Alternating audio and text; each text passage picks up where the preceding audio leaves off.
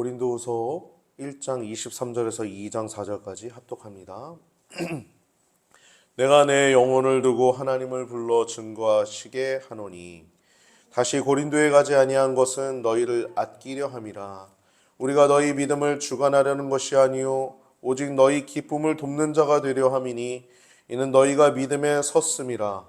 내가 다시 근심으로 너희에게 나아가지 않기로 스스로 결단하였노니 내가 너희를 근심하게 하면 나의 근심하게 한 자밖에 나를 기쁘게 하는 자가 누구냐? 내가 이같이 쓴 것은 내가 갈 때에 마땅히 나를 기쁘게 할 자로부터 도리어 근심을 얻을까 염려함이요 너희 무리를 대하여 나의 기쁨이 너희 무리의 기쁨인 줄 확신함이로라. 내가 큰 환난과 애통한 마음이 있어 많은 눈물로 너희에게 썼노니 이는 너희로 근심하게 하려 한 것이 아니오 오직 내가 너희를 향하여 넘치는 사랑이 있음을 너희로 알게 하려 함이라. 아멘. 오늘 본문을 통해서 나눌 제목은 고린도후서 1장과 2장 눈물의 편지와 사랑이라고 하는 제목을 가지고 나눌 때 여러분 큰 은혜의 시간 되시길 주님의 이름으로 축복합니다. 우리가 지난주에 목회자의 권위 부분에 대해서 얘기를 나눴죠. 권위 있는 목회자라는 이야기를 나눴는데 고린도전서 마지막 부분을 다룰 때 그런 얘기를 나눴죠. 권위 부분. 고린도전서의 핵심 단어를 뽑으라고 하면 회개, 연합이라고 할 수 있어요. 회개하고 연합하는 것. 분열이 있었죠. 난 누구에게 이렇게 파가 나눠져 있어가지고 이 회개라는 단어와 연합이라는 단어가 중요하다. 고린도전서 많은 죄악들을 이제 다루고 있고 또 분열 때문에 회개라는 단어와 연합이라는 단어가 고린도전서의 키 워드, 핵심 단어라고 한다면 고린도후서의 핵심 단어는 오늘 본문부터 들어가잖아요. 권위 그리고 화해라고 하는 단어입니다. 고린도 교회가 처음 창립된 것은 2차 전도 여행, 바울의 2차 전도 여행 때 고린도에 방문을 했어요. 그래가지고 1년 6개월 정도 동안 거기에 체류하는 동안 고린도 교회가 탄생한 것입니다. 2차 전도 여행 때. 그게 1차 방문이에요. 바울의 고린도 교회의 1차 방문. 1년 6개월 동안 있으면서 고린도 교회가 창립된, 탄생한 거죠.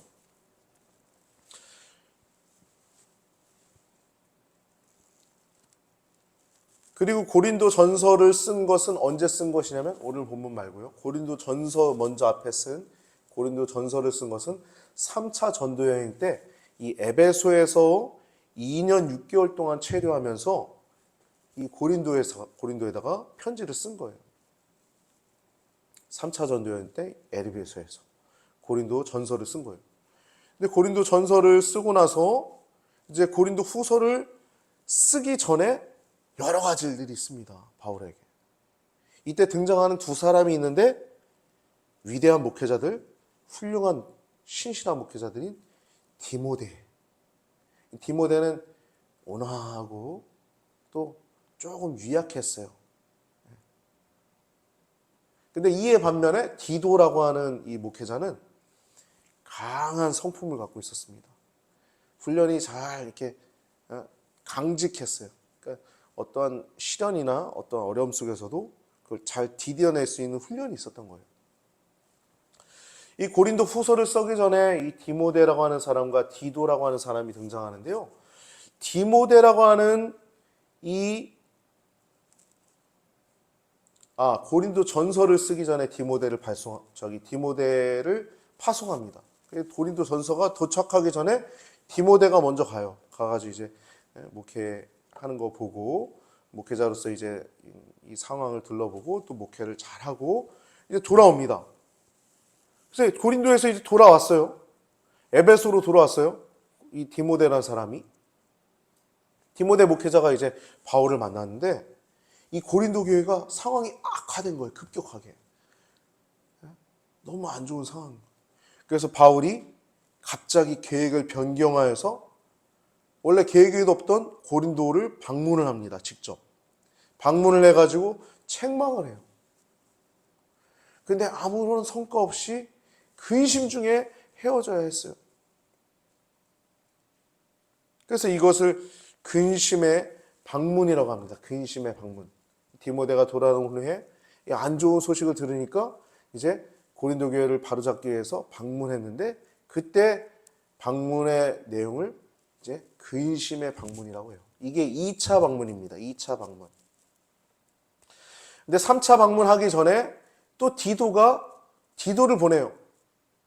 근심의 방문 후에 다시 가봐야 지금 상황이 해결되지 않고 더 악화될 걸 느끼니까 이제 눈물의 편지를 써요.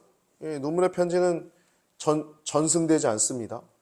다만 눈물의 편지로 오늘 2장 4절에 써 있는 것처럼 내가 큰 환난과 애통한 마음이 써 많은 눈물로 너에게 썼노니 이는 너희로 근심하게 하려는 것이 아니오 오직 내가 너희를 향해 넘치는 사랑이 있음을 너희로 알게 하려 함이라. 말씀처럼 눈물의 편지 쓰는 거예요. 어떻게든 목회자는 성도들이 잘 되길 바라고 교회가 평안하길 바라고 성도들이 올바르게 신앙생활을 잘하길 바라는데 이 근심의 그 방문을 한 후에 에베소로 돌아와가지고 눈물의 편지 써가지고 디도 편에 보낸 겁니다. 강직한 강한 목회자 이 디도 편으로 고린도에 보내는 거예요. 그래서 보낸 후에 이제 디도가 원래 만나기로 한 장소에서 못 만나고 마게도니아라고 하는 장소에서 만나게 나중에 되는데 그때 소식을 듣게 돼요. 하나는 좋은 소식이요, 하나는 좋지 않은 소식입니다. 하나는 뭐냐면 고린도 교우들이 회개했다는 거예요. 많은 고린도의 성도들이 회개했다는 거예요. 눈물의 편지를 듣고. 근데 그러나 여전히 일부의 교인들은 거짓 교사들의 말을 듣고 바울을 폄훼하고 심지어 바울이 전한 복음도 문제가 있다라고 얘기를 하는 것입니다. 바울을 폄훼할 때 왜 폄훼했냐면 방문을 하기로 약속을 했는데 이것이 조금 미뤄지고 있는 거예요. 근데 바울은 지금 안 가려고 안 간 게 아니라 근심에 방문을 했잖아요. 갑자기 디모데 얘기를 듣고. 근데 지금 가봐야 좋지 않은 성도들이 상처만 입게 될 거라는 것을 아니까 기도하면서 눈물의 편지 써서 디도에게 보낸 후에 이제 상황을 전해 듣고 또 눈물의 편지를 이제 쓰고 나중에 고린도 후서를 쓰고 그 다음에 나중에 가게 되거든요. 3차 방문.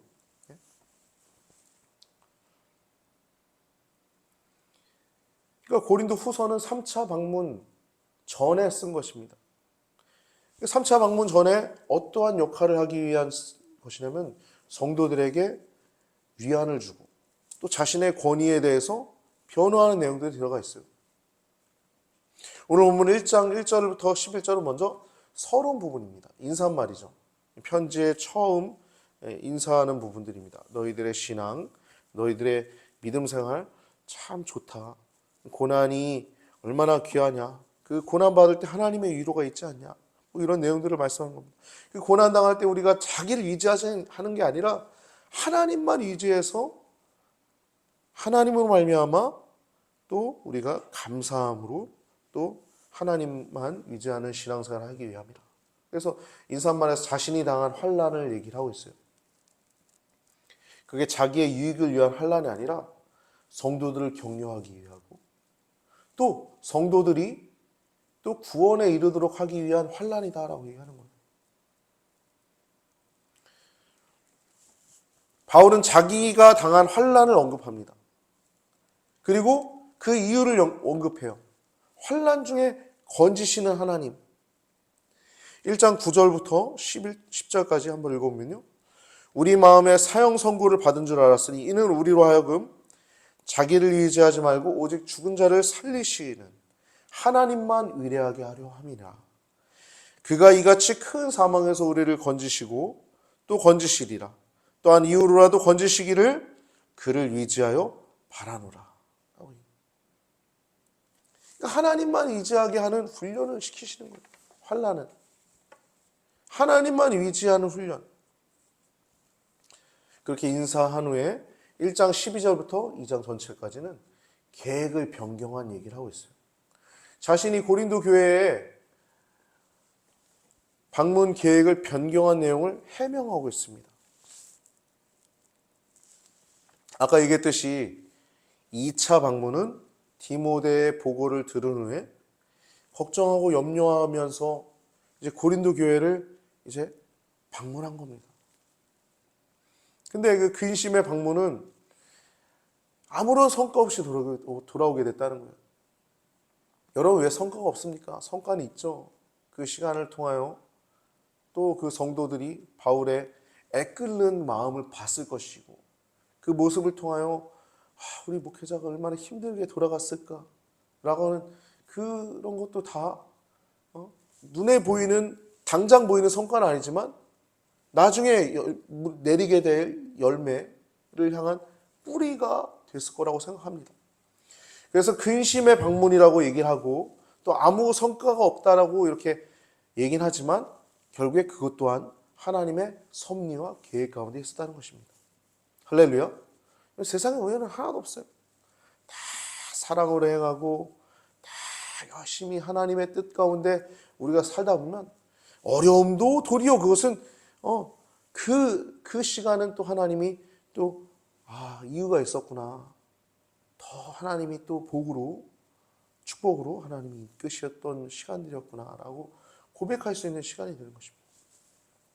그러니까 바울이 그 2차 방문, 근심의 방문이, 가짝스러운 그 방문이 경솔하게 한 것이 아니다. 인간적인 동기로 한 것이 아님을 지금 얘기하고 있는 것입니다. 그러면서 여기 말씀 보면 주 안에서, 그리스도 안에서 이해가 되나니, 그런 얘기하면서 하나님 미쁘시다. 하나님의 신실하심을 강조하고 있어요. 그것은 뭐냐면 그와 같이 자기가 섬기는 하나님의 신실하심을 강조하면서 자신 또한 자신의 신실함을 간접적으로 또 표현하고 있는 것입니다. 그렇게 1장 15절부터 22절까지 그렇게 자신을 변호하는, 하나님의 신실함을 얘기하면서 변호하는 내용들이 나오고 있고요.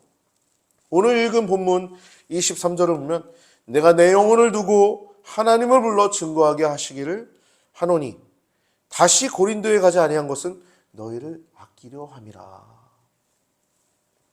아직 거짓 교사들이 바울이 온다 그랬는데 아직도 안 왔어. 그러면서 바울이 전한 복음도 그 문제가 있어. 그러면서 복음을 막 변개시키는 사람도 있었던 거예요. 그래서 바울은 지금 얘기를 하는 겁니다. 내가 내 영혼을 두고 하나님을 불러 증거하노니 내가 고린도에 가지 아니한 것은 너희를 아끼기 때문이라는 거예요.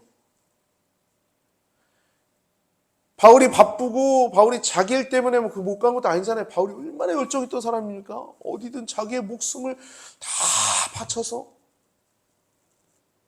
그렇게 사역했던 바울인데 자기가 방문하지 않은 것은 오히려 너희를 아끼기 때문에 너희들의 마음을 상처를 줄까 하여서 기다리고 또 기도하면서 인내하고 있었던 거야. 너희들 보기를 얼마나 내가 바라겠냐. 그러나 내가 너희에게 상처 주지 않기 위해서 또 회개의 기회를 주기 위해서 그 기회를 제공하기 위해서 방문을 보류하였다라고 얘기를 한 것이에요. 2장 7절을 보면요. 그런즉 너희는 차라리 저를 용서하고 위로할 것이니 저가 너무 많은 근심에 잠길까 두려워하노라. 여러분 여기 말씀 뭐냐면요. 저를 용서하고 위로하라는 얘기는 이 근심하게 만들었던 자들을 얘기를 하는 거예요. 거기에는 첫 번째 거짓 교사들이었을 거예요.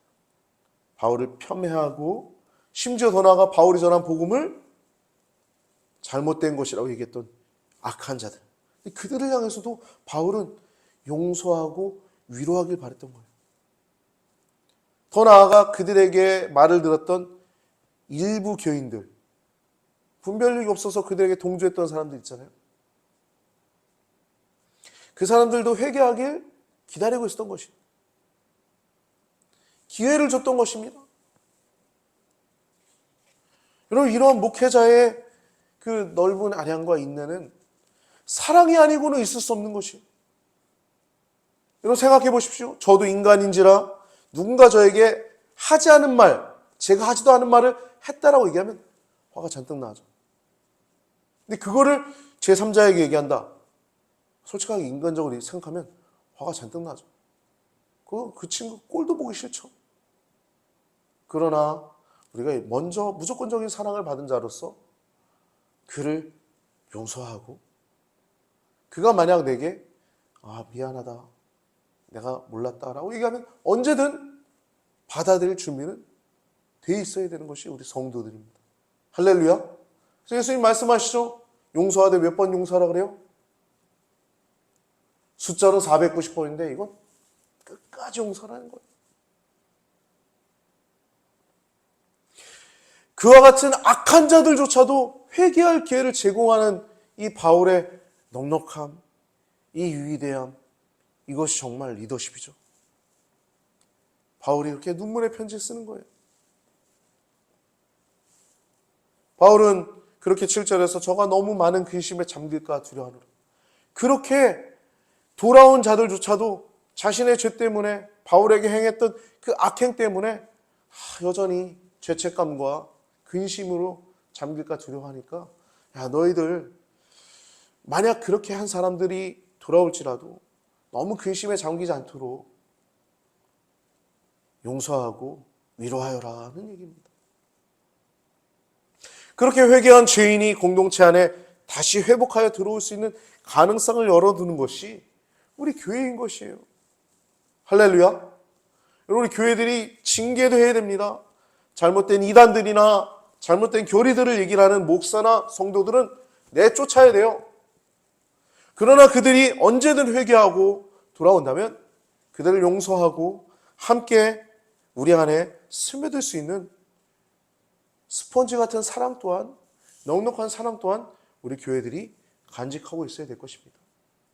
그것은 무엇으로 가능하냐? 우리가 크강무도한 지옥 갈 죄인이었지만 무조건적인 그 사랑으로 말미암아 우리를 용납하신 그 하나님의 사랑 때문에 우리는 그것을 넉넉히 해낼 수 있으며, 넉넉히 우리 교회들은 그것들을 받아들일 수 있게 될 것입니다. 할렐루야. 그래서 우리를 용납하신 그 하나님처럼 우리들도 그를 용납하고 사랑하라는 것입니다.